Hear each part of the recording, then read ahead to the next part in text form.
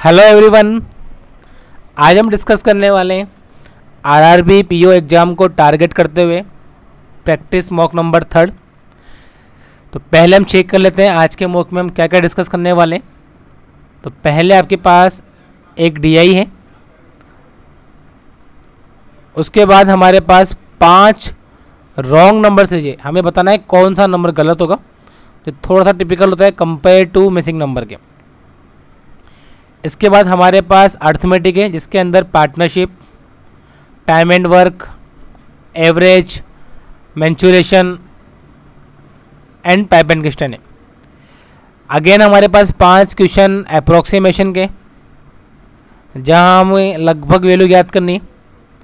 इसके बाद हमारे पास 5 क्वेश्चन कैसलेट का है, जहां पर हमें डेटा को अरेंज करके वैल्यू याद करनी है और फिर आंसर निकालना है। अगर हम आगे बात करें तो 5 क्वेश्चन हमारे पास क्वाड्रेटिक के,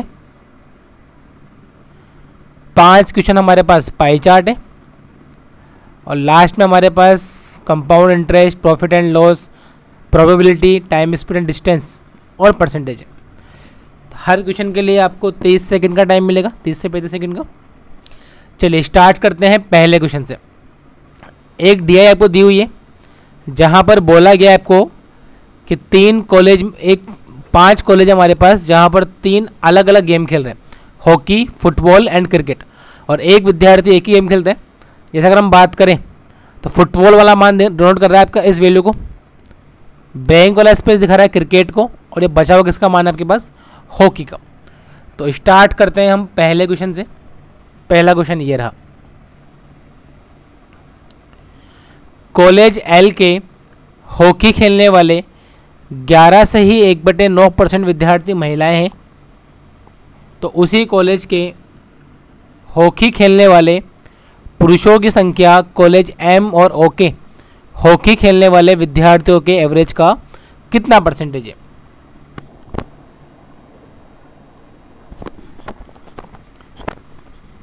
आपको बोला गया है जो कॉलेज एल है उसके हॉकी खेलने वाले 11 से ही 1/9% विद्यार्थी क्या है, महिलाएं हैं।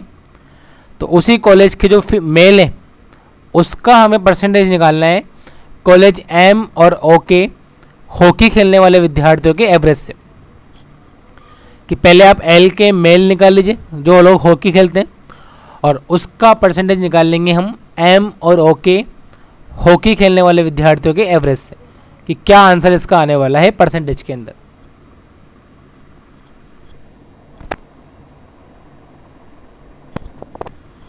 आइए चेक करते हैं। हमने बोला एल के अंदर हॉकी खेलने वाले विद्यार्थी कितने हैं, 450। तो इसमें से 11 से 1/9 यानी 1/9 तो क्या है, फीमेल है, यानी 50 फीमेल है। तो मेल कितने मिल गए आपको, 400। इसका हमें परसेंटेज निकालना है किससे, कॉलेज एम और कॉलेज ओ के हॉकी के एवरेज का। तो हॉकी इसमें 400 है, इसमें हॉकी 500 है। तो इनका एवरेज कितना आएगा, 400 + 500/2 यानी 450। इसका परसेंटेज निकाल लो। तो आप बोलेंगे 5 से काटा मैंने इसको, 50 से काटा मैंने इसको 8 बार या 9 बार, तो 800/9 यानी कि 88 से ही 8/9% हमारा आंसर बन जाएगा। चलिए बढ़ते हैं क्वेश्चन नंबर 2 पर।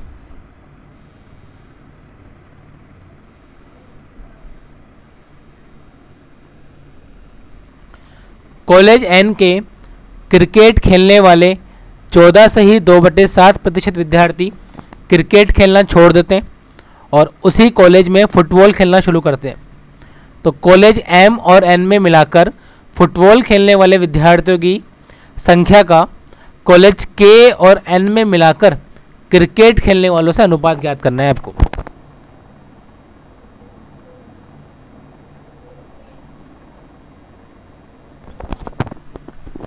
कि जो एन है उसके क्रिकेट खेलने वाले 14 से ही 2/7% यानी कि 1/7 विद्यार्थी क्रिकेट खेलना छोड़ रहे हैं, लेकिन फुटबॉल खेलना शुरू कर रहे हैं, यानी वो शिफ्ट हो रहे हैं वहाँ से वहाँ पर।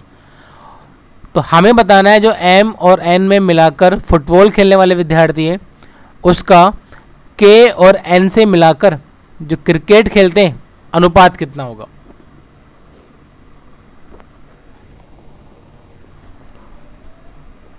देखिए क्या करेंगे, हमने बोला n के अंदर क्रिकेट खेलने वाले कितने विद्यार्थी हैं, तो n के अंदर क्रिकेट खेलने वाले अगर हम बात करें तो ये है 350, तो 350 का 1/7 यानी 50 जनों ने क्रिकेट छोड़ दिया और क्या ज्वाइन कर लिया, फुटबॉल ज्वाइन कर लिया। तो n की अगर मैं बात करूं तो n के अंदर फुटबॉल खेलने वाले 450 थे, 50 और आ गया तो कितने हो गए 500। हमें तो अनुपात निकालना है m और n का, तो m तो आ गया 500, m कितना है तो आप बोलोगे m है 300, यानी पहले वाले की बात करें तो आगे 800 आएगा। इसका हमें अनुपात निकालना है k और n के क्रिकेट खेलने वालों से। तो k और n के क्रिकेट खेलने वालों की अगर हम बात करें तो k के अंदर क्रिकेट खेलने वाले 500 और n के अंदर क्रिकेट खेलने वाले कितने बचे 350 थे, जो 50 से शिफ्ट हो चुके हैं, यानी कितने बचे 800, 500 + 300, तो अनुपात बन जाएगा 1:1, क्योंकि n के 50 स्टूडेंट्स क्रिकेट छोड़कर फुटबॉल में आ चुके हैं। तो इसका आंसर कितना मिल जाएगा आपको 1:1, ऑप्शन नंबर सी। चलिए बढ़ते हैं आगे।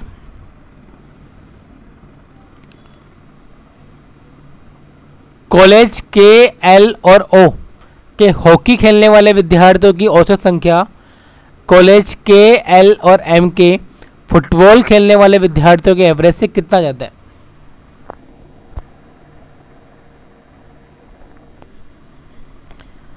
हमें एवरेज निकालकर उनका डिफरेंस निकालना है कि के एल और ओ के हॉकी का के एल और एम के फुटबॉल से डिफरेंस कितना आ रहा है। हॉकी और फुटबॉल का आपको डिफरेंस निकालना है एवरेज का। के एल और ओ के हॉकी और के एल और एम के फुटबॉल का हमें डिफरेंस निकालना है। तो हमने बोला के अंदर हॉकी खेलने वाले कितने हैं, तो के अंदर हॉकी खेलने वाले की अगर हम बात करें तो 250 है। एल के अंदर खेलने वाले 450 है, कितना हो गया 700, और ओ के अंदर हॉकी खेलने वाले कितने 500, यानी 1200 है। तो इनका एवरेज कितना मिलेगा, 3 कॉलेज है तो इनका एवरेज मिल गया आपको 400। अगर मैं बात करूँ के एल और एम के फुटबॉल खेलने वालों की, तो के में फुटबॉल खेलने वाले 400, एल में 350 और एम में 300, कितना मिल गया 1050। तो इनका एवरेज कितना मिलेगा आपको 350, और हमसे इनका डिफरेंस पूछे तो कितना मिल जाएगा आपको 50, हमारा आंसर बन जाएगा। चलिए, कॉलेज एल और एम में मिलाकर क्रिकेट खेलने वाले विद्यार्थियों की कुल संख्या कॉलेज के और एम में मिलाकर हॉकी खेलने वाले विद्यार्थियों की कुल संख्या से कितने प्रतिशत ज़्यादा या कम है।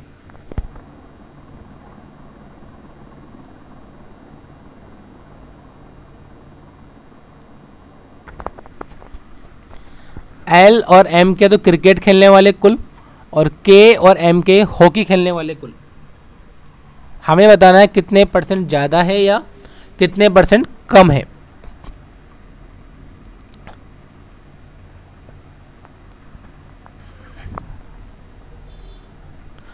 देखिए एल और एम में क्रिकेट खेलने वाले कुल कितने मिल रहे हैं आपको, तो एल की अगर बात करूँ 400, एम की अगर बात करूँ 300, तो एल और एम में तो खेलने वाले मिल गए 700। के और एम में हॉकी खेलने वाले, तो के अंदर 250, एम के अंदर 300, 550 आ रहा है। तो कितने ज़्यादा है, आपने बोला 150 ज़्यादा है, किससे 550 से, और इंटू क्या कर दोगे आप 100। तो आपने देखा 0 से 0 कट रहा है, 5 से 3 बार, 5 से 11 बार, तो 300/11। एक मिनट कुछ मिस्टेक कर दिया हमने। के और एम में हॉकी खेलने वाले, तो के में 250 है और एम में 300 है, 550 आएगा, सही है।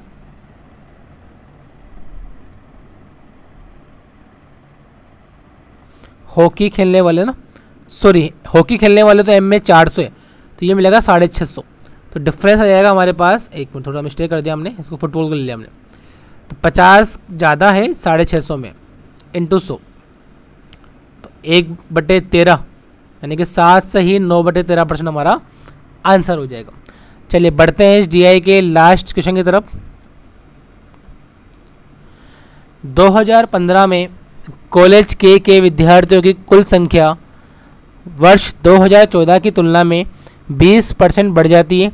और फुटबॉल, क्रिकेट और हॉकी का अनुपात दे रखा है आपको 5:2:3। तो आपसे पूछा है 2014 और 15 में कॉलेज के फुटबॉल खेलने वालों का एवरेज कितना होगा।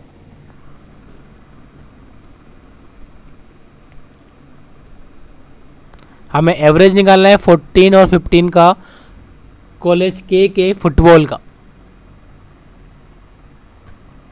तो आप देखिए 2014 में अगर हम बात करें के की, तो के में जो फुटबॉल खेलने वाले हमारे पास आ रहे हैं वो कितने, 400 है। क्वेश्चन ने बोला है कि 2015 में के जो कुल विद्यार्थी है वो 14 की तुलना में 20% बढ़ रहे हैं। तो कुल कितने हैं, 400 और 500, 900 और 250, 1150 है। ये 20% बढ़ रहे हैं, यानी कितना बढ़ रहे हैं, 10% 115, 20% 230, यानी कुल मिला के हो गए हमारे पास 1380, जो किस अनुपात में, 5:2:3, यानी हमारे अकॉर्डिंग कितने हो गए, 10। 10 का मान 1380, तो 1 का मान 138। तो के अंदर फुटबॉल की अगर हम बात करें तो फुटबॉल वाले 5 है।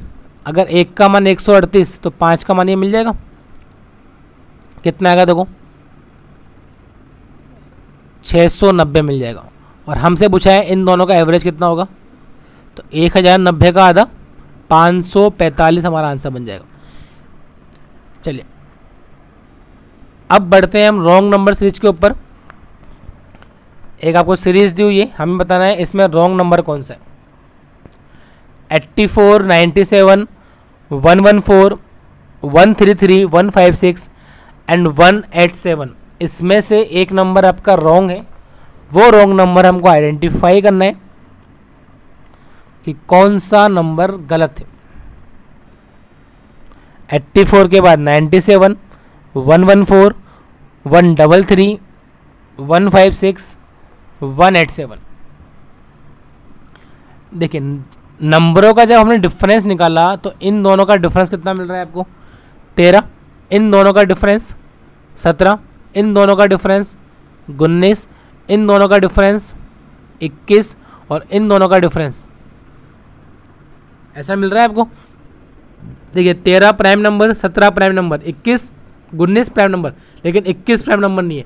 तो 19 के बाद क्या आना चाहिए, 23, यानी यहाँ पर सॉरी कुछ मिस्टेक कर दिया हमने, ये 23 आएगा और यहाँ पे हमारे पास आ रहा है ये 31। हाँ 23 सही है, 23 ही प्राइम नंबर है।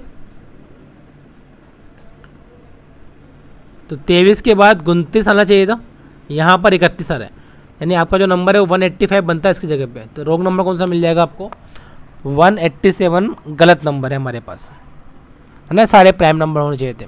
चलिए प्राइम नंबर लगातार होने चाहिए थे। 121, 170, 251, 372, 543, 766, इनमें से कौन सा नंबर आपका रॉन्ग है जो इस सीरीज के पैटर्न को फॉलो नहीं कर रहा है।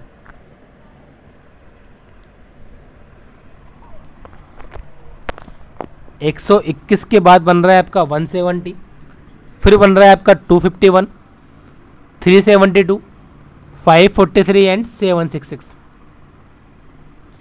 क्या पैटर्न होगा इसका और क्या लॉजिक मिलने वाला है हमको, आइए समझते हैं इस बात को। जब डिफरेंस निकाला हमने इन दोनों का तो डिफरेंस निकल कर आया 49 का। जब इनका डिफरेंस निकाला तो डिफरेंस निकल कर आया 81 का। आगे डिफरेंस निकाला तो डिफरेंस निकल कर आया 121 का। इधर हम बात करें तो डिफरेंस कितना निकल के आ रहा है, 12 में से 3 गए 9, 6 में 4 गए 2, सॉरी उल्टा घटा दिया अपन ने, 1 मिनट, बड़ी संख्या है 3 - 2 1, 7, 171 का। और यहाँ अगर हम बात करें तो 3 2 2 ऐसा बन रहा है। देखिए अगर हम समझने की कोशिश करें इसको आगे से, ये हमारे पास क्या है, स्क्वायर है, ये भी स्क्वायर है, ये स्क्वायर है, 7 का 9 का 11 का, तो यहाँ 13 का स्क्वायर होना चाहिए। तो यहाँ पे कितना आना चाहिए, 169। जब इसको आप 169 बनाएंगे तो आपका नंबर बन जाएगा 541। और फिर यहाँ का डिफरेंस आ रहा है 225 का। पैटर्न फॉलो दिख रहा है आपको, देखो 7 का, 9 का, 11 का, अगर इससे हो जाएगा 13 का तो ये वाला डिफरेंस कितना बन जाएगा 15 का स्क्वायर। तो जब भी रॉन्ग नंबर सीरीज में एक नंबर बीच का रॉन्ग होता है तो आपके 2 पैटर्न गलत बन जाते हैं, ये ध्यान रखना आपको ना। चलिए बढ़ते हैं आगे। 210, 70, 280, 56, 336 एंड 49 कि 210 के बाद 70 बन रहा है, फिर 280, 56, 336 एंड 49। इसमें से कौन सा नंबर रॉन्ग है? नॉर्मली पीओ के एग्जाम में आपके पास रॉन्ग नंबर सीरीज आती है। चलिए क्या आंसर आने वाला है इसका कि 210 के बाद 70 बन रहा है, फिर 280 बन रहा है, फिर 56 बन रहा है, 336 बन रहा है और 49 बन रहा है। अगर आप उसको ध्यान से देखने की कोशिश करें तो 210 से 70 क्या हो रहा है, डिवाइड हो रहा है 3 से। यहाँ अगर हम देखने की कोशिश करें तो मल्टीप्लाई हो रहा है 4 से। यहाँ अगर आप चेक करोगे तो डिवाइड हो रहा है 5 से। और यहाँ अगर हम चेक करना चाहें तो ये मल्टीप्लाई हो रहा है 6 से। और आगे क्या होना चाहिए इसके हिसाब से, डिवाइड होना चाहिए 7 से। जब 336 को 7 से डिवाइड करोगे तो यहाँ पर आएगा 48, यानी 49 गलत है, ये आपका आंसर बन जाएगा। चलिए 19, 140, 259, 376, 490 एंड 604। 19 से बन रहा है आपका 140, 140 से बन रहा है आपका 259, फिर बन रहा है आपका 376 एंड 490 और 604। इसमें से हमारा एक नंबर रॉन्ग है, यानी 140 तो पॉसिबल नहीं है, ऑप्शन में नहीं है। तो ये 19, 259, 376, 490 और 604, इसमें से हमारा एक नंबर रॉन्ग है। तो क्या करेंगे, डिफरेंस निकालें इनका। जब डिफरेंस निकाला इनका तो ये डिफरेंस निकल कर आया 121 का। आगे अगर हम बात करना चाहें तो डिफरेंस निकल कर आया 119 का। और आगे बात करना चाहें तो डिफरेंस निकल कर आ रहा है 117 का, ये आ रहा है। और यहाँ अगर हम बात करना चाहें तो डिफरेंस निकल कर आ रहा है 114 का। और यहाँ अगर हम बात करना चाहें तो डिफरेंस निकल कर आ रहा है वापस से, तो गलती तो इन दोनों में कहीं एक पर ही। देखिए 121 से 119 2 कम हो रहा है, फिर 2 कम हो रहा है। तो यहाँ आपके पास 115 आना चाहिए था और यहाँ आपके पास 113 आना चाहिए था। अगर मान लो यहाँ 115 आता तो 115 का मतलब है 490 की जगह 491 बनता। और फिर इन दोनों का डिफरेंस ये आ रहा है, यानी गलती कहाँ पर है, 490 के अंदर। चलिए नंबर सीरीज का लास्ट एग्जाम्पल हमारे पास 21 से बन रहा है आपका 23, 49, 151, 609 एंड 3053। और 5 ऑप्शन आपको दिए हुए हैं, 3053, 23, 21, 609 एंड 151। 21 के बाद 23, 49, 151, 609 एंड 3053 हमारे पास आ रहा है। तो क्या पैटर्न इसका बनेगा? तो हमने बोला नंबर बहुत तेज़ी से बढ़ रहे हैं। 21 से 23 मल्टीप्लाई 1 + 2 ये होगा। 23 से 49 तो 23 दूनी 46 + 3 बन रहा है ऐसा। आगे चेक करिए, 49 × 3 147 + 4 मिल गया। अभी आगे बात करें, × 4 + 5 ये भी आ गया। तो गलती इसमें होगी फिर तो। × 5 कितना मिलेगा, 3045 + 6। तो आपके पास 3051 आना चाहिए था इसकी जगह पे। गलती कहाँ पर है, इसके अंदर। तो ये हमारे पास 5 रॉन्ग नंबर सीरीज थी। चलिए वापस से हम अर्थमेटिक पर आते हैं। पहला क्वेश्चन हमारे पास वापस से ये रहा कि अर्चित और सैंडी एक कारोबार में 2:3 में निवेश करते हैं।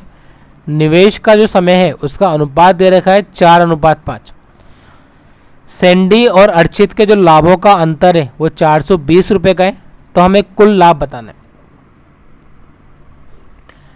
पार्टनरशिप के अंदर जो टोटल प्रॉफिट होता है वो टोटल इन्वेस्टमेंट के अकॉर्डिंग बढ़ता है कि आपका कुल कितना इन्वेस्टमेंट है, उसी के अकॉर्डिंग आपका लाभ यानी कि प्रॉफिट डिवाइड होगा। तो अगर हम बात करें अर्चित और सैंडी की, तो इनका इन्वेस्टमेंट 2 था, इसका 3 था, और समय इसका 4 है, इसका 5 है। यानी अगर मैं बात करूँ अर्चित की तो कुल 2 × 4 कितना हो गया 8, और बात करूँ सैंडी की तो 3 × 5 कुल कितना हो गया इसका इन्वेस्टमेंट 15। तो इनके जो प्रॉफिट का डिफरेंस होगा वो कितना मिल जाएगा 7।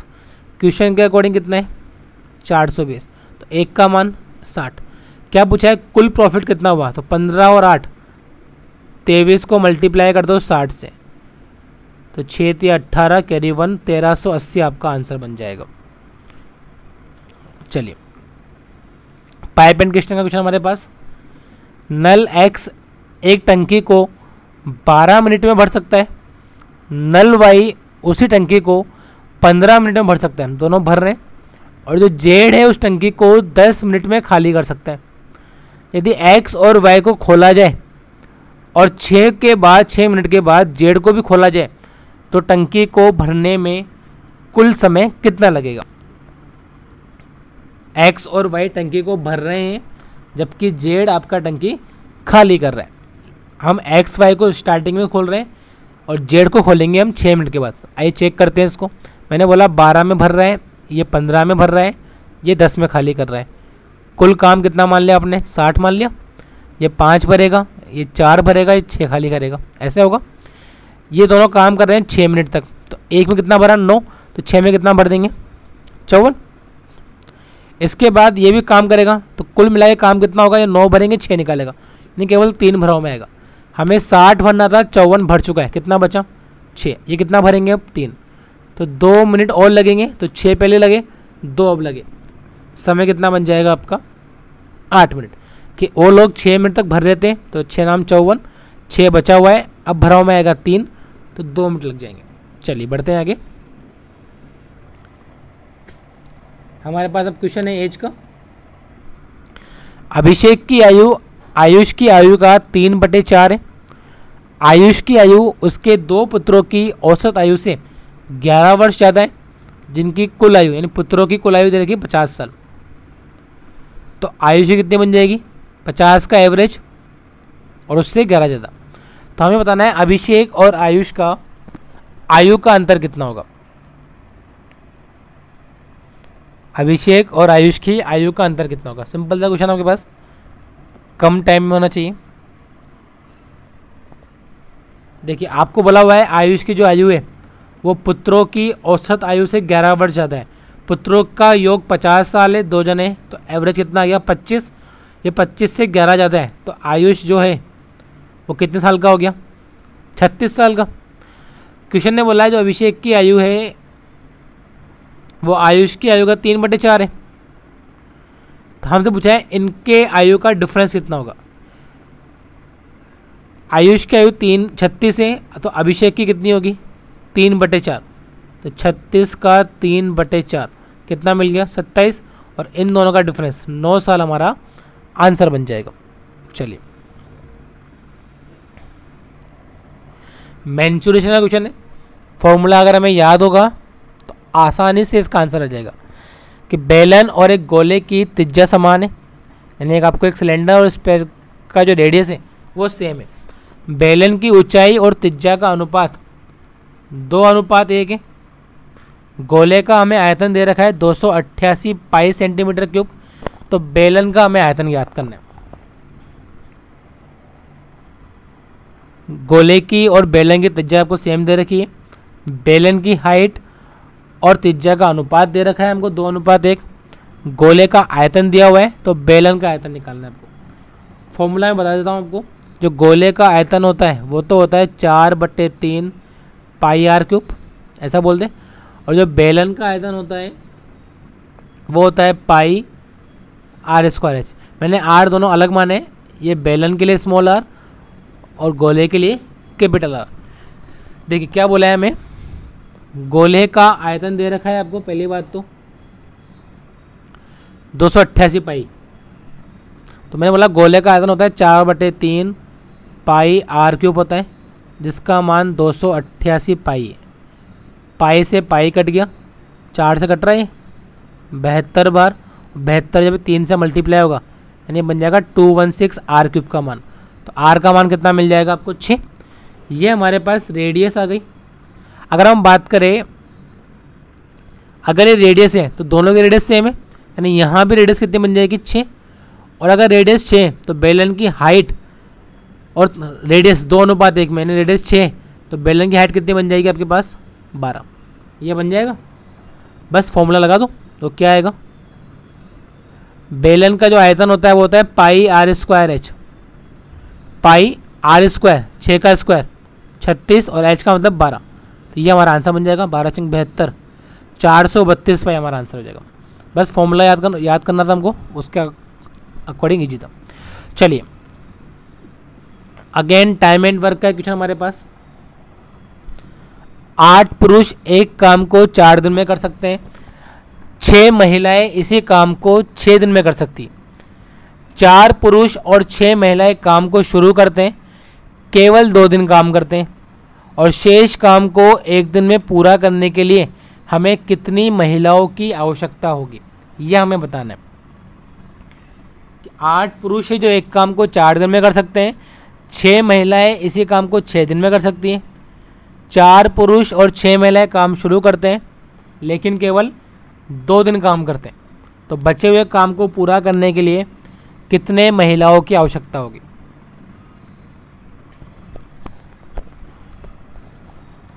आइए चेक करते हैं इसके आंसर को। हमने बोला 8 पुरुष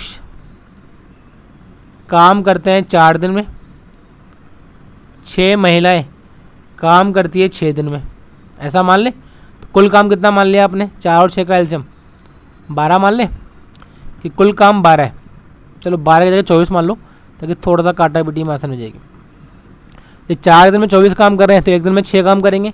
ये 6 दिन में 24 काम कर रहे हैं तो 1 दिन में कितना काम करेंगे 4। क्वेश्चन ने क्या बोला है, काम स्टार्ट क्या है 4 पुरुष ने, 8 पुरुष 6 काम करते हैं तो 4 पुरुष कितना काम करेंगे 1 दिन में 3, और 6 महिलाएं कितना काम करेगी 4। ये समझ में आ रहा है, यानी 4 पुरुष काम करेंगे तो 3, 6 महिलाएं काम करेगी 4, यानी कुल मिला के काम हो रहा है 1 दिन में 7। इन्होंने काम किया 2 दिन तक तो कितना काम हो गया 14। कितना काम बचा हुआ है 10। अब ये काम करवाना है हमको 1 दिन में, तो कितने महिलाओं की हमें आवश्यकता होगी। हमने बोला ये 1 दिन में कितना काम कर रहे थे मिला के 7, हमें करवाना है 10, यानी हमें 3 काम और करवाना है। तो आप देखिए, सॉरी हमें केवल काम महिलाओं से करवाना है, तो 10 काम हमें महिलाओं से करवाना है। तो कितने महिलाओं की हमें आवश्यकता होगी, तो 10 काम महिलाओं से करवाना है तो 6 महिलाएं कितना काम करती है 4। अगर 10 काम करवाना है, देखो 6 महिलाएं 4 काम कर रही है तो अगली 6 महिलाओं लेके आएंगे तो वो भी 4 काम करेगी, यानी 12 महिलाएं 8 काम, और 2 काम करवाना है 4 का था 2 तो 6 का था 3, यानी 15 महिलाएं और लगेगी। आप ऐसा बोल सकते हो, या फिर आप ऐसा बोल सकते हो कि 6 महिलाएं 4 काम करती है तो 1 महिलाएं 4/6 करेगी, तो 10 में 4/6 का भाग दे दो, 15 महिलाएं मिल जाएगी। ठीक है, चलिए बढ़ते हैं हम लोग अप्रोक्सीमेशन की तरफ, जहां पर हमें आंसर लगभग में निकालना है, एग्जैक्ट आंसर नहीं निकालना है। तो हमें ऑप्शन की हेल्प लेनी है और जो नंबर दे रखे हैं उसके नियर बाय आंसर हमें ज्ञात करना है। तो पहला क्वेश्चन हमारे पास है कि रूट के अंदर 63.82 multiply 36 plus 419.92 divide 5.84 minus 540 equal to x minus 799.98। हमें अप्रोक्स में निकालना है लगभग। तो डेटा को आप अपने अकॉर्डिंग कुछ भी मान सकते हो इजी वे में सोल्व करने के लिए।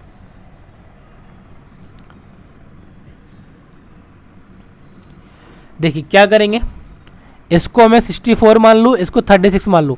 64 का स्क्वायर रूट 8, 36 का स्क्वायर रूट 6, तो ये तो मुझे मिल गया 8 × 6, यानी मैं इसको कितना बोल दूँ डायरेक्टली 48 बोल दूँ, प्लस इसे कितना बोलते हैं हम 420, और डिवाइड करना है 420 को 6 मान ले इसको, तो 400 इसमें 6 का भाग दिया 70 माइनस 540 बराबर है x माइनस 800 के, ऐसा बन जाएगा।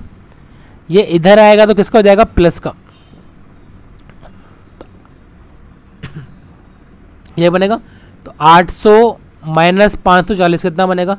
जब मैं इन दोनों को सोल्व करूँगा, ये तो मेरे पास आया 118 और ये मेरे पास आया 260, यानी कुल मिलाकर मुझे मिल रहा है 378, यानी ऑप्शन नंबर बी मेरा आंसर बन जाएगा।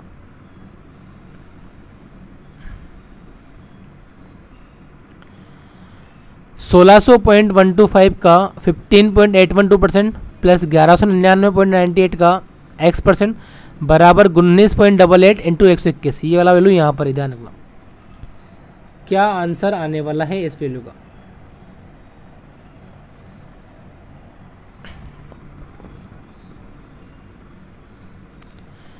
इसको आप 1600 मान लो, इसको 16% मान लो, इसको 1200 मान लो, इसको आप 20 मान लो और इसको 122 मान लेंगे।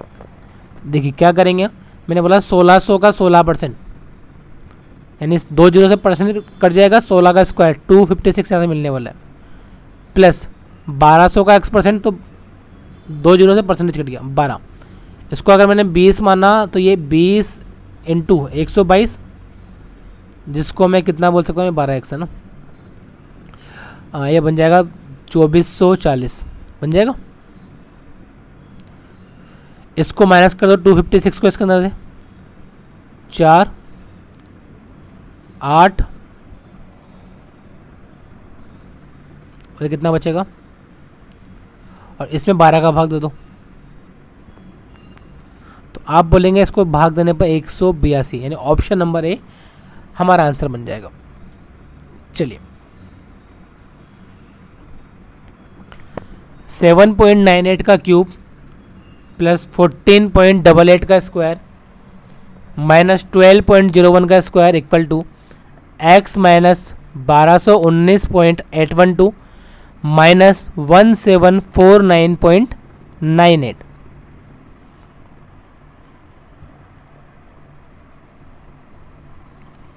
इसको आप 8 मान सकते हो, आगे वाले को 15 मान सकते हो, फिर 12 मानेंगे, इसको 1220 मान लेंगे और 1750 मानकर हम लगभग में इसका आंसर ज्ञात करेंगे। आइए चेक करते हैं क्या वैल्यू में मिल रही है इसकी। अगर मैं इसको 8 मानता हूं तो 8 का क्यूब कितना होता है, 512। इसको 15 मानते हैं, 15 का स्क्वायर 225, 12 का स्क्वायर 144 बराबर x, इसे 1220 मान लो, इसे 1750 मान लो, बोल सकते हैं सर। दोनों माइनस के 1220 नहीं, दोनों माइनस के जुड़ जाएंगे, यानी ये इस पूरे को मैं कितना बोल सकता हूँ, 2970 बोल सकता हूँ माइनस का।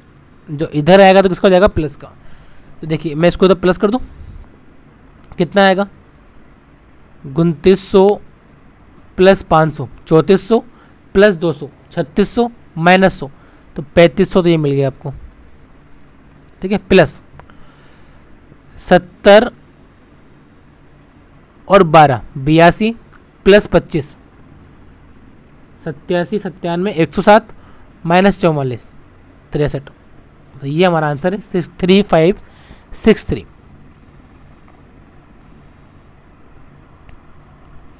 गुन्नीस 825 इंटू रूट एक्स बराबर 399.98 का 63.91%, 1200.01 का 11.95%। अप्रॉक्स में निकालना है तो डेटा को हम थोड़ा सा चेंज करेंगे इसके अकॉर्डिंग। 399.98 को आप 400 मानोगे, इस परसेंटेज को आप 63.9 की जगह 64 यूज करोगे, आगे 12% यूज करोगे।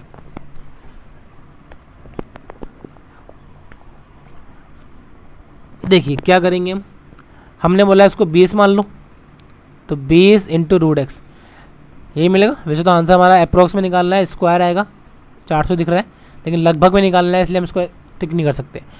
अगर ये क्वेश्चन सिंप्लीफिकेशन का होता है तो हम बिना सोचे समझे इसको लगा देते, कंफर्म आंसर आएगा, रूट का आंसर वो बन जाएगा। चलिए आगे देखते हैं।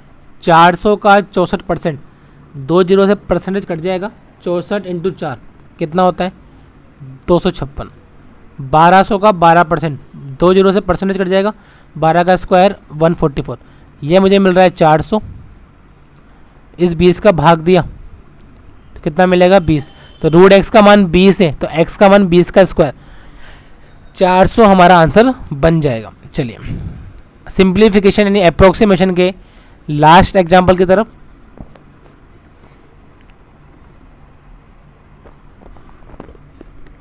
एक्स स्क्वायर प्लस 1599.98 का 14% इक्वल है 59.01 के 12.025 मल्टीप्लाई में। क्या आंसर आने वाला है लगभग में? ऑप्शन पास पास है देखिए क्या वैल्यू मिलने वाली है। जो भी आपके पास आंसर आएगा उसका आपको ये स्क्वायर दे रखा है यानी एक्स स्क्वायर आएगा और हमें एक्स निकालना है तो उसका हमें रूट लेना पड़ेगा। देखिए क्या बोलेंगे, एक्स स्क्वायर 1600 का 14%, परसेंटेज से 2 जीरो कट जाएगी, 16 इंटू 14 कितना मिलेगा आपको? जब 16 को मल्टीप्लाई करोगे 14 से तो ये वैल्यू मिलेगी आपको 16 को जब मल्टीप्लाई किया 14 से यानी कि 224 मिल जाएगा। और ये हमारे पास कितना है 59 इंटू 12 708 बन जाएगा। इसको इधर लेके जाओ क्या मिलेगा आपको 8 minus 4 4 10 minus 2 8 6 minus 2 4। X square का मान 484 है तो इसका स्क्वायर रूट लोगे तो 22 हमारा आंसर बन जाएगा। तो ये हमारे पास 5 क्वेश्चन थे अप्रोक्सीमेशन के। चलिए आगे 7x square minus 23x plus 6 बराबर 0, Y square minus 7y plus 12 बराबर 0 कि गुणा करने पर तो 7 इंटू 6 42 आपको चाहिए, जोड़ने पर आपको 23 चाहिए। और दूसरा फैक्टर तो आपको याद ही होगा, गुणा करने पर 12 जोड़ने पर 7।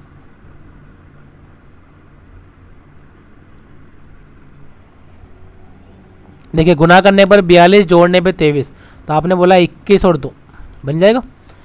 दोनों माइनस, ये माइनस का किसका आएंगे प्लस के आएंगे दोनों, और किसका भाग दे दोगे आप 7 का, यानी जो वैल्यू मिलने वाली है +3 और 0.2 ऐसा मिल जाएगा। यहाँ बात करें गुणा करने पे 12 जोड़ने पे 7 दोनों प्लस के आएंगे। जब कंपेयर करोगे 3 3 इक्वल है तो y इक्वल भी है और ये वाला मान दोनों क्या है इससे बड़े, तो आपका आंसर आ जाएगा y equal and greater than x। चलिए 5x square plus 13x minus 6 बराबर 0, 2y square plus 13y minus 7 बराबर 0। 2 सेकेंड का आपका आंसर है इसका।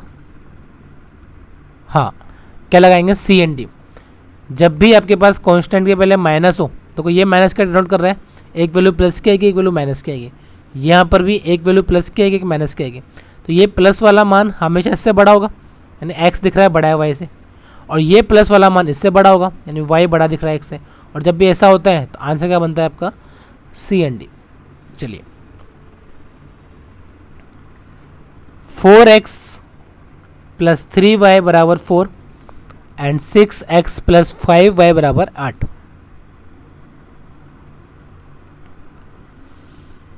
हमें यहाँ पर x की भी सिंगल वैल्यू मिलेगी और y की भी आपको सिंगल वैल्यू ही मिलेगी। यहाँ पे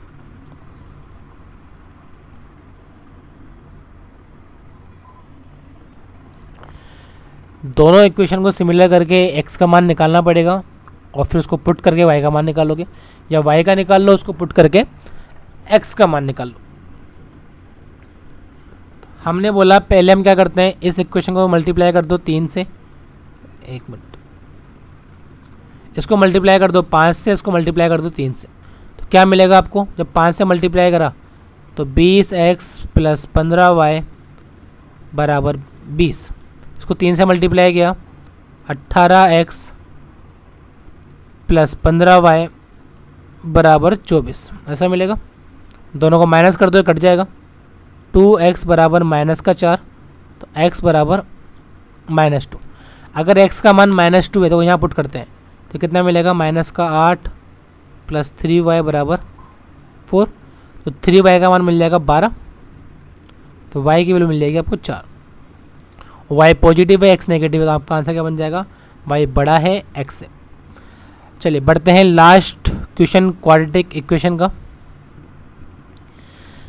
x square minus 19x plus 88 बराबर 0 यानी गुणा करने पर 88 जोड़ने पे 19, and y square plus y minus 56 बराबर 0, कि गुना करने पर 56 और ये माइनस का दिखा रहा है आपको घटाने पर 1। पहले वाले में गुना करने पर 88, जोड़ने पे 19, दूसरे वाले में गुना करने पर 56, घटाने पर 1। जितने ज़्यादा हमें फैक्टर्स याद होंगे, जितने हमने प्रैक्टिस कर रखी होगी, उतना इन क्वेश्चन को सोल्व करना इजी है, टाइम बचाना आसान है। मैंने बोला गुना करने पे 88 है तो 11 × 8 होता है। ये माइनस का, दोनों किसका जाएंगे? प्लस के। वाई की बात करें, गुना करने पे 56, घटाने पे 1, 8 और 7। ये प्लस का है तो बड़ी वैल्यू माइनस की, छोटी वैल्यू पॉजिटिव। जब कंपेयर करोगे तो प्लस का 8 इससे भी बड़ा है, इससे भी बड़ा है, प्लस का 11 इससे भी बड़ा है, इससे भी बड़ा है। तब क्या बोलोगे? एक्स जो है वाई से बड़ा है। चलिए मूव करते हैं आगे पाई चार्ट की तरफ। 2016 में हमें अड्डा 247 द्वारा की पुस्तकों की संख्या दे रखी है, डिग्री के अंदर है पूरा, मानिए। एक मिनट, अंग्रेजी 18 डिग्री, 72 डिग्री, ये 54 डिग्री होगा ना। इसका मान दे रखा है 100, ठीक है। 2016 का डेटा है हमारे पास, और आगे हमें दिया हुआ है 17 से 17 में जो पुस्तकें हैं वो 4:5 में, परसेंटेज दोनों में सेम रहेगा। चलिए पहला क्वेश्चन हमारे पास ये रहा कि 2016 के अंदर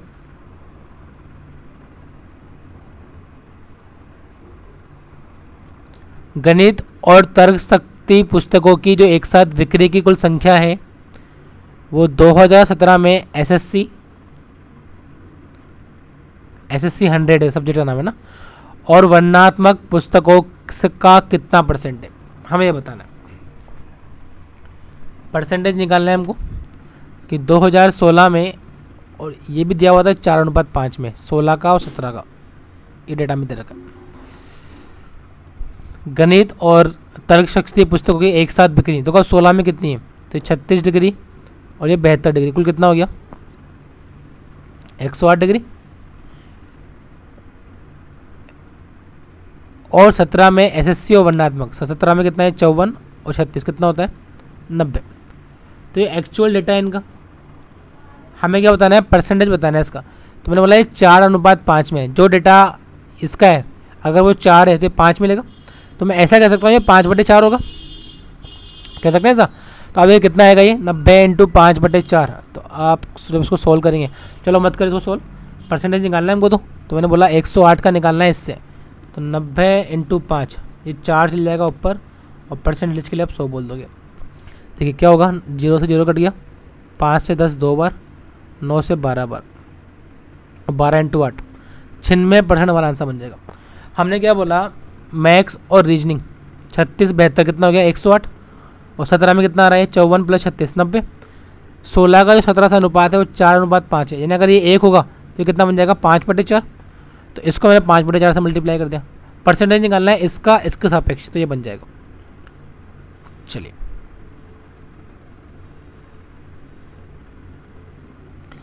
2016 में अंग्रेजी पुस्तकों की कुल बिक्री 648 है, तो 2017 में वर्णनात्मक और एसएससी 100 का अंतर कितना होगा? 16 में इंग्लिश पुस्तकों की कुल बिक्री 648 है,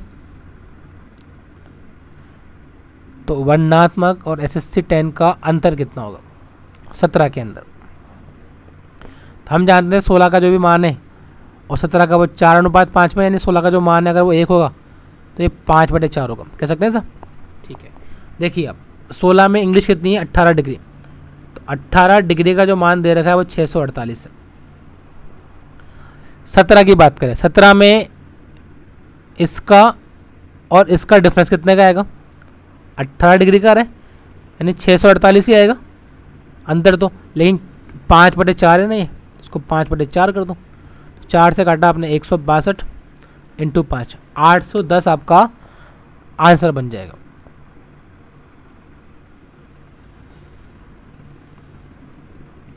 – 2016 में जीए और गणित की एक साथ कुल पुस्तकों की बिक्री, जीए और गणित की एक साथ कुल पुस्तकों की बिक्री 17 में तर्क शक्ति और अंग्रेजी की कुल बिक्री से अनुपात कितना होगा। रेशियो निकालना है हमको, तो डेटा से मतलब नहीं है, वैसे डेटा हमारे पास है भी नहीं, डिग्री में सारा मान, ज़रूरत नहीं है इसको आप परसेंटेज में चेंज करें। क्वेश्चन ने बोला है 16 में जीए और गणित, 16 में जीए कितनी है 144, गणित कितनी है 36, तो इनका योग कितना बन गया। इसका हमें अनुपात निकालना है 17 के तर्क शक्ति और इंग्लिश का। 17 में तर्क शक्ति 72, इंग्लिश 18, कितना हो गया 90। लेकिन 17 में जो भी मान है वो कितना हो जाएगा 5/4 गुना, ऐसा बोल दे। अनुपात निकालना है, देखो 90 से काटा मैंने इसको 2 बार, ये 4 इधर मल्टीप्लाई होगा तो 8:5, ये हमारा आंसर बन जाएगा। चलिए 2016 में जीए की कुल बिक्री दे रखी है 576, जो कितनी हमारे पास 144 डिग्री। तो 2017 में एसएससी 100 पुस्तकों की बिक्री, 16 में अंग्रेजी पुस्तकों की बिक्री का कितना परसेंटेज है। 17 में एसएससी की बिक्री, 16 के इंग्लिश का कितना परसेंटेज है। अगर हमें परसेंटेज निकालना है, इसका मतलब क्या है, इस डेटा की कोई नीड हमें नहीं है, ये डेटा आपको केवल कंफ्यूज करने के लिए दिया हुआ है। परसेंटेज निकालना है वो किसका, 2017 के एसएससी का। मैंने बोला एसएससी कितना है 54 डिग्री, अगर ये 2017 में होगा तो ऐसा बन जाएगा। इसका मुझे परसेंटेज निकालना है किससे, 16 के इंग्लिश का। 16 में इंग्लिश कितनी है 18, इंटू 100 कर दे बस। देखो इसमें 4 को यहाँ लिख देता हूँ ताकि आसानी हो जाए समझने में। 18 से 54 3 बार, 4 से 100 25 बार, 25 पंजे 125, 125 दिया 375, आपका आंसर बन जाएगा। तो ये डेटा केवल कंफ्यूज करने के लिए दिया था आपको, इसका कोई आवश्यकता नहीं थी हमें। चलिए बढ़ते हैं इस डीआई के लास्ट एग्जाम्पल की तरफ। पाई चार्ट हमेशा से सिंपल रहता है, बस हमें उसको समझने की जरूरत पड़ती है कि 17 में हमें पुस्तकों की बिक्री दे रखी है तर्क शक्ति की 360, और हमसे पूछा है 17 में वर्णनात्मक और जीए का एवरेज कितना होगा। 17 के अंदर वर्णनात्मक और जीए का एवरेज कितना होगा।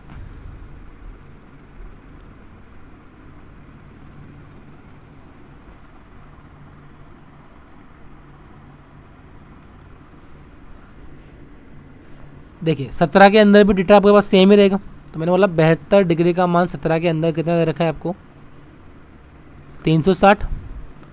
हमसे पूछा है वर्णनात्मक और जीए 144, ये 36, कितना बन जाएगा 190, और 180, इसका एवरेज कितना बन जाएगा 90 डिग्री। तो हमें इसका मान निकालना है। मैंने बोला 72 का मान 360 है, मैं इसको 4 से काट दूँ 18 बार, इसको 4 से काट दूँ 90 बार, तो 18 का मान 90, हमें 90 का मान निकालना है। इसको 5 से मल्टीप्लाई कर दूँ, 90 को 5 से मल्टीप्लाई कर दूँ, तो 450 हमारा आंसर होगा। हमने डेटा ये सेम इसलिए लिया है क्योंकि ये जो परसेंटेज का डेटा है वो दोनों के लिए सेम होते हैं, 16 के लिए और 17 के लिए, इसलिए हमने इसी का मान निकाला। तो हमें 17 का मान दे रखा है 72 डिग्री का, तो हम इससे 90 का मान निकाल सकते हैं। चलिए बढ़ते हैं, लास्ट 5 क्वेश्चन हमारे पास अर्थमेटिक के।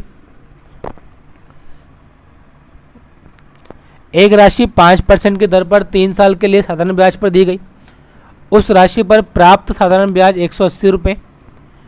यदि समान राशि को 2 वर्ष के लिए, जहां पर पहले वर्ष तो इंटरेस्ट रेट 10% है और अगले साल 8% है, तो कुल जो चक्रवृद्धि ब्याज मिलने वाला है वो 318 रुपये का है। तो हमें आर का मान बताना है। मतलब क्या हुआ, हमने 5% पर 3 साल के लिए पैसा उधार दिया, तो जो ब्याज मिलने वाला है वो ब्याज दे रखा है आपको 180 रुपये।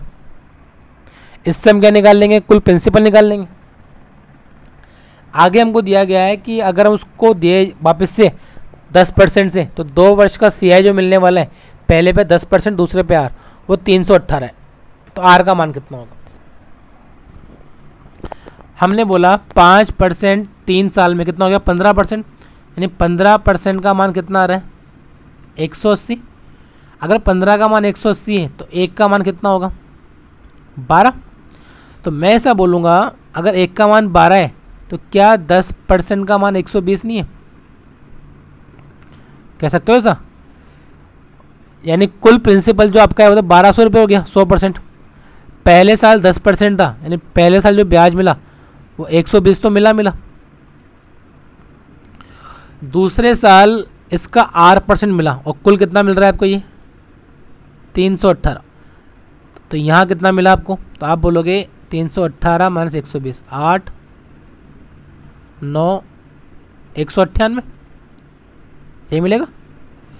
यानी यहाँ पर आपको 198 का ब्याज मिला है। तो ऑप्शन से पुट कर लेते हैं क्या वैल्यू मिलने वाली है हमको। मैंने बोला अगर 198 का ब्याज मिला है तो 1200 का 15% कितना होता है 180, और इस पर किस पर जो पहले ब्याज लगा है इस पर 15%, तो 120 का 15% 18। तो ये आपका ऑप्शन सेटिस्फाई कर रहा है, यानी ये 15% हमारी रेट होगी। हमने क्या बोला कि कुल प्रिंसिपल 1200 रुपये, तो 10% 120 तो मिल गया, कुल मिला के 318 है, यानी कितना मिला है आपको 198 ब्याज मिला है। तो जो 198 ब्याज मिला है वो कैसे मिला होगा, अगर रेट ऑफ इंटरेस्ट 15% है तो 1200 का 15% 180 तो मिल गया, उसके साथ एक्स्ट्रा कितना मिला जो पहले ब्याज लगाया उसका 15%, ऐसे मिल जाएगा। चलिए पढ़ते हैं आगे। वीर साइकिल का मूल्य 20% बढ़ाकर लिखता है, यदि वह छूट परसेंट को 15 से घटा के 10 कर दें तो प्रॉफिट कितना बढ़ जाएगा 1800 रुपये का। और अब हम अंकित मूल्य पर डिस्काउंट दे रहे हैं 25% का, तो हमें हानि या लाभ बताना है कि कितने रुपए का प्रॉफिट या लॉस हुआ। कि पहले हमने अंकित मूल्य को बढ़ा के लिखा 20%, जो डिस्काउंट दे रहे थे 15% उसकी जगह अब 10% दे रहे हैं, तो हमें जो प्रॉफिट है वो कितना एक्स्ट्रा बढ़ रहा है 1800 रुपये। तो अब ये बोल रहा है उस अंकित मूल्य पर आप डिस्काउंट दे दो 25% का, तो कितना लाभ या कितने हानि होगी। भाई इसका लाभ बढ़ रहा है, क्यों बढ़ रहा है, क्योंकि हम डिस्काउंट कम कर रहे हैं। तो जितना डिस्काउंट कम किया है परसेंटेज में उतना लाभ बढ़ा है देखा जाए तो मैंने बोला पहले तो 20% बढ़ाया है, यानी अगर MRP 100 थी तो कितना कर दिया हमने इसको, सॉरी CP अगर 100 था तो हमने MRP कितना कर दिया 120, डिस्काउंट कितना कम किया 5%, यानी 120 का 5%। तो मैं ऐसा कर सकता हूँ 6 रुपये कम किए, हमने 6 रुपये कम में बेचा, मतलब 6 रुपये कम डिस्काउंट दिया, तो ये फ़ायदा है हमारा जिसका मान 1800 दे रखा है। तो 6 का मान 1800, तो 1 का मान 300, और तो कुल कितना बन जाएगा MRP, तो सॉरी CP 30,000। अब क्या बोला हमसे पूछा हानि या प्रॉफिट कितना होगा। अगर मान लो हम डिस्काउंट 25% का देंगे, MRP कितना है 120, डिस्काउंट दो 25% यानी 1/4 का, तो डिस्काउंट दोगे 30 का, बेचोगे कितने में 90 में। तो 100 रुपये की चीज़ अब 90 में बेच रहे हो, हानि हो रही 10 की। अगर 1 का मान 300 है तो 10 का मान कितना मिल जाएगा आपके पास 3000। प्रायिकता, सतीश, अरुण और आयुष को एक प्रश्न दिया गया है, इनके द्वारा प्रश्न को हल करने की प्रायिकता 1/3, 2/5 और 1/2। तो प्रश्न के हल होने की प्रायिकता क्या है, ये जो प्रायिकता में दी है ये इन सतीश, अरुण और आयुष के द्वारा हल करने की प्रायिकता है। हमें बताना है इस प्रश्न के हल होने की प्रायिकता क्या होगी, कि what is the probability that the question will be solve. तो हमें 3 चांस दे रखे हैं, तो हम ऐसा करते हैं हम वो चीज़ निकाल लेते हैं कि प्रश्न के हल ना होने की प्रायिकता क्या है। मैंने बोला सतीश हल कर सकता है, उसकी प्रायिकता है 1/3, यानी 3 में से 1। तो अगर हल नहीं करेगा तो प्रायिकता कितनी होगी सतीश की 2/3। अरुण की है 5 में से 2 हल करने की, तो नहीं करने की 3/5। आयुष की है 2 में से 1, तो नहीं करने की भी, और इन सबको मल्टीप्लाई कर दो तो ये में प्रायिकता मिल जाएगी क्वेश्चन के हल नहीं होने की। तो कितना मिला, ये प्रायिकता आई है क्वेश्चन किसी से भी हल ना हो। अगर हल करवाना है तो 1 में से माइनस कर दो उसको, यानी 4/5 हमारा इसका आंसर बन जाएगा। चलिए बढ़ते हैं आगे। अभिषेक T समय में एक निश्चित दूरी तय करता है, यदि वह स्पीड को x किलोमीटर पर आवर बढ़ाता है तो समान दूरी 5 घंटे में तय कर लेते हैं, और स्पीड को x से कम करता है तो समय 8 घंटे लगता है। आपसे पूछा है t का मान कितना है।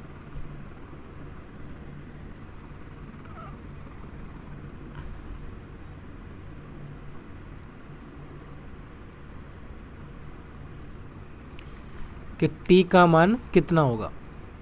डिस्टेंस है मेरे पास। देखिए आप क्या जानते हो, d बराबर एस टी। तो मैं ऐसा बोल सकता हूँ कि जो स्पीड है, मान लो पहले कोई स्पीड थी s, अब कितनी बढ़ा दी इसने x, तो समय समान दूरी 5 घंटे में, डिस्टेंस 5 घंटे में तय हो रही। अब स्पीड को x कम कर रहे हैं, समान दूरी 8 घंटे में तय हो रही है। ऐसा ही अगर मैं इन दोनों को ऐड कर दूं तो मुझे क्या मिलेगा, 2s। इन दोनों को ऐड किया, x कट गया, बराबर ये कितना मिल जाएगा d, और 1/5 ऐसा मिल जाएगा। यानी मैं ऐसा कह सकता हूँ मुझे मिलेगा d इंटू 13/40, ऐसा मिल जाएगा। अब देखो 2s का मान दे रखा है और आप जानते हो टाइम क्या होता है, t बराबर d/s। अगर निश्चित दूरी है, निश्चित स्पीड, निश्चित समय, तो हमें d/s का मान निकालना है। तो मैं s को इधर ले जाऊँ तो 80/13 बराबर d/s। और जब 80 में 13 का भाग दोगे आप तो 6 से ही 2/3 घंटे मिल जाएगा, यानी 13 घंटे मिल जाएगा। डायरेक्ट कैसे करना है, जब भी इस तरह क्वेश्चन आपके पास आए जहाँ पर डिस्टेंस सेम है और जितनी स्पीड कम कर रहे हैं उतनी स्पीड बढ़ा रहे हैं, तो आप क्या करें, जो समय दे रखा है आपको कितना, 5 × 8, उसका डबल अपन इन दोनों को जोड़ दो, ये आपका आंसर है। 2t1 t2 upon t1 plus t2 ऐसा बोल सकते हैं। तो एवरेज चाल का फॉर्मूला था 2s1 s2 upon s1 plus s2। वैसे अगर डिस्टेंस फिक्स है आपके पास और जितनी स्पीड बढ़ाइए उतनी स्पीड कम कर रहे हैं तो हम डायरेक्ट ऐसे लगा सकते हैं। चलिए बढ़ते हैं आज के लास्ट क्वेश्चन की तरफ। एक शहर की वर्तमान आबादी 20,000 है। महिलाओं का पुरुषों से अनुपात दे रखा है 3:7। हर साल महिलाओं की आबादी 20% बढ़ती है और पुरुषों की आबादी 40% बढ़ती है। तो 2 वर्षों के बाद पुरुषों का महिलाओं से अनुपात कितना होगा। हमें अनुपात निकालना है, इसका मतलब क्या है, ये डेटा हमारे किसी काम का नहीं है। तो जब भी आपको रेशियो निकालना होता है, एग्जैक्ट डेटा हमारे काम नहीं आता, केवल हम परसेंटेज और अनुपात से ही काम निकालेंगे इसका। देखिए कैसे, फीमेल 3 है तो मेल कितने हैं 7। फीमेल कितनी बढ़ती है 20%, तो 2 साल में कितनी बढ़ेगी 120/100, 120/100 ऐसा कह दूँ। मैं रेशियो निकाल रहा हूँ फीमेल और मेल का, और बाद में इसका उल्टा कर दूंगा मैं, है ना। तो मैं मेल फीमेल का पूछा, पुरुष बढ़ रहे हैं 40%, ऐसा बोल दें।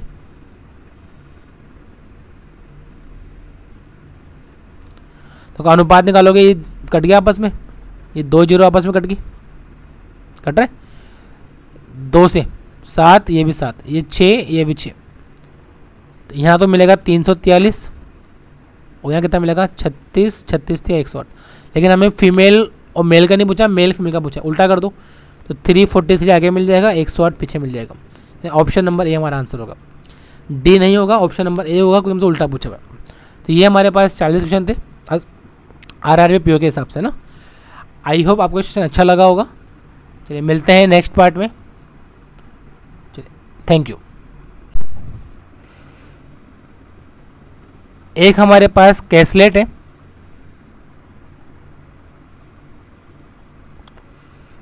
जहां पर हमें बताया गया है कि हमारे पास 14 और 15 में कंपनी द्वारा बेचे गए 4 अलग अलग उत्पाद दे रखे हैं। देखिए 14 की अगर हम बात करें तो उत्पाद ए का उत्पाद डी से अनुपात दे रखा है 2:1। उत्पाद सी का डी का जो उत्पाद है, जो उत्पाद सी है वो डी से 144% है डी का। ए सी और डी का एवरेज दे रखा है 370 और ए बी सी डी का एवरेज कुल दे रखा है 1340।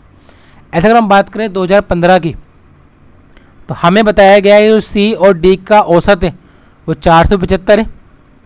एक ही उत्पादन वाली इकाइयाँ डी से 75 कम है। पिछले साल की तुलना में यानी 14 की तुलना में बी में 40% की वृद्धि हुई है और हमें बी और डी का एवरेज दे रखा है। देखो पहले आप इस डेटा से ए सी डी का मान दे रखा है एवरेज, ये ए बी सी डी का मान दे रखा है, तो किसका मान मिल जाएगा आपको? बी का। अगर आपको एक मान मिल गया बी का मिल गया तो आप ए सी डी का मान निकाल सकते हो। देखो ए और डी का अनुपात दे रखा है यहाँ पे और सी और डी का एरा, तो यहाँ से हमें डेटा मिल जाएगा। इस वाले बी से हम इसके बी का मान निकालेंगे, इसके बी के बाद बी और डी का एवरेज है तो डी मिल जाएगा और डी के बाद सी मिल जाएगा, तो सारे मान हमें इसके अकॉर्डिंग मिल जाएंगे। तो आइए चेक करते हैं पहले 2014 का डेटा चेक करते हैं क्या डेटा में मिलने वाला है। ए और डी का अनुपात है 2:1, ये ए और ये डी, ये 2 है ये 1 है। सी वाला जो है डी का 144% है तो इसका 144% ऐसा मिल जाएगा 1.44। देखिए आप ए सी और डी इनका एवरेज कितना है? 370। 3 संख्या है तो 3 × 370 कितना बन जाएगा? 1110। ये कितना आ रहा है? 1340। ऐसा आ रहा है।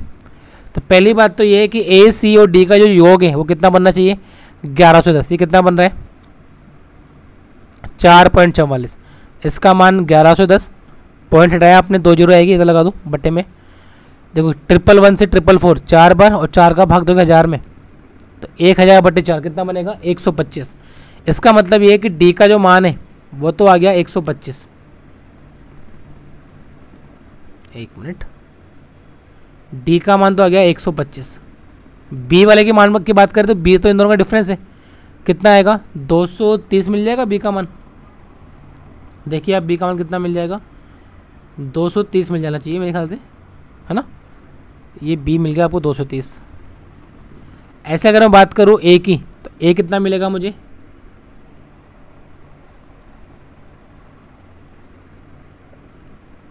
डी मुझे मिला है 4 का भाग दिया, सॉरी ये 125 नहीं आएगा, 250 आएगा। एक मिनट कुछ मिस्टेक कर दिया, इसको मैं रफ करता हूँ। ये जब इसमें भाग दोगे आप 4 का तो ये 250 मिल जाएगा आपको। डी का मान 250 है तो बी का मिल गया 230। ऐसा अगर मैं बात करूँ 2 के हिसाब से कितना बन जाएगा? ए का मान 500 और सी का मान मिल जाएगा आपको 250 × 1.44 300। ऐसा अगर हम बात करें 2015 की, एक मिनट, कि 2015 में डेटा कौन सा मिलने वाला है हमें? देखिए आप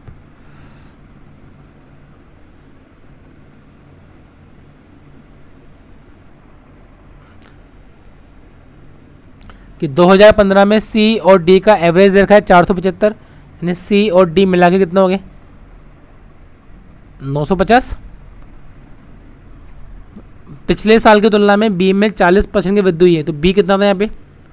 बी था इनके पास 230, तो अगर ये 40% बढ़ रहा है यानी 230 का 40% 122 192, यानी जो बी है वो तो मुझे मिल गया इस बार का 322।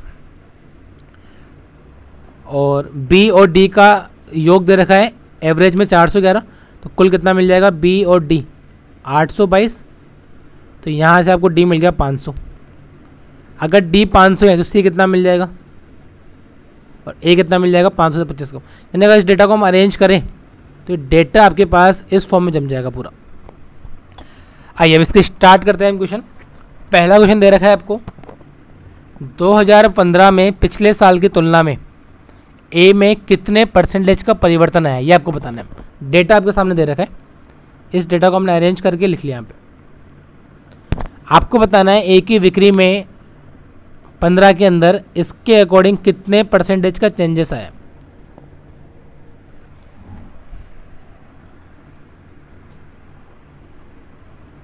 तो आप क्या बोलेंगे? 75 कम हुआ है पिछले साल के अकॉर्डिंग, यानी 500 का भाग दे दो इंटू 100, ये होगा। देखिए 2 जीरो से 2 जीरो 75/15, 15% क्या हो रहा है? वृद्धि कमी। 500 से 425 कम हो रहा है तो 15% की कमी हो रही है।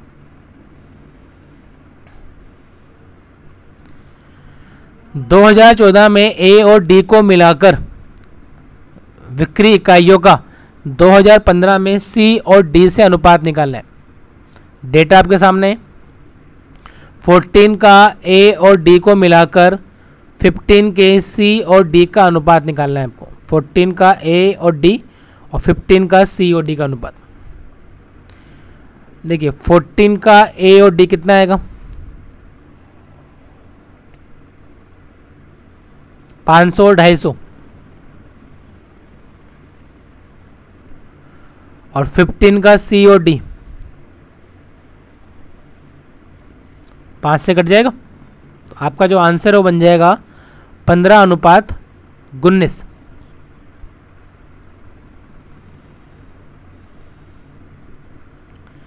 फोर्टीन में ए बी सी डी का एवरेज और 15 में ए बी सी डी के एवरेज का अंतर निकालना है आपको।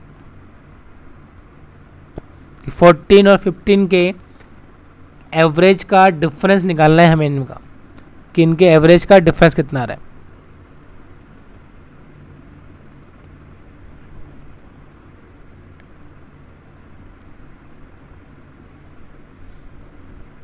कि टोटल इन चारों का योग बटे 4, इन चारों का योग बटे 4 और उनका डिफरेंस निकालना है आपको।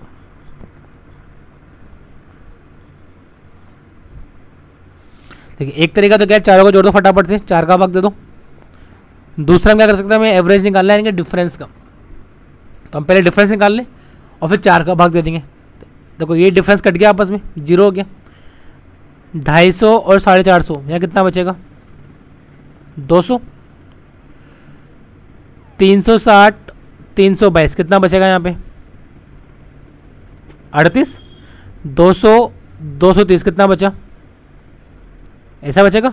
अब देखो ये 25 में और 68, तो ये 425 में घटाओ अब 68 को, 425 माइनस 68 7, और ये, और हमें एवरेज निकालना है, 4 का भाग दे दो, तो 4 8 32, 37 4 36, ये हमारा आंसर बन जाएगा। यहाँ पे चारों को जोड़ के 4 का भाग दे सकते हैं। चलिए तो हमारा आंसर आएगा 89.25। 2014 के अंदर डी का प्रति इकाई विक्रय मूल्य 12 रुपये है और बी का विक्रय मूल्य 15 रुपये। 14 के अंदर 14 में बी से उत्पन्न कुल राजस्व डी का कितना परसेंटेज है। देखो हमें परसेंटेज निकालना है, इसका मतलब ये हमें एग्जैक्ट डेटा की नीड नहीं है। हमें बी का डी से परसेंटेज निकालना है 14 का, 14 के बी का 14 के डी से प्रतिशत निकालना है आपको, कितना आएगा।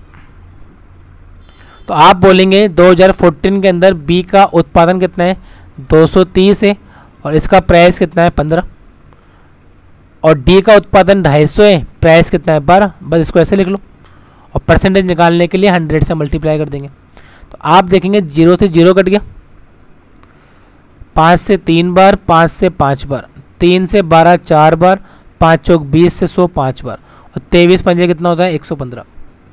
ये हमारा आंसर बन जाएगा कि जब भी आपको परसेंटेज निकालना हो एग्जैक्ट डेटा की हमें नीड नहीं होती है। चलिए इस डीआई का लास्ट क्वेश्चन, 2015 में बी और सी को मिलाकर बिक्री इकाइयाँ 15 में डी से कितने परसेंट ज़्यादा है।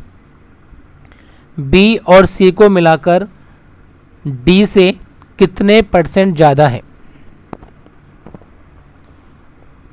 बी और सी को मिलाकर डी से कितने परसेंट ज़्यादा है। सॉरी 2014 की मिलानी बी और सी की और कंपेयर करना है इस केस से।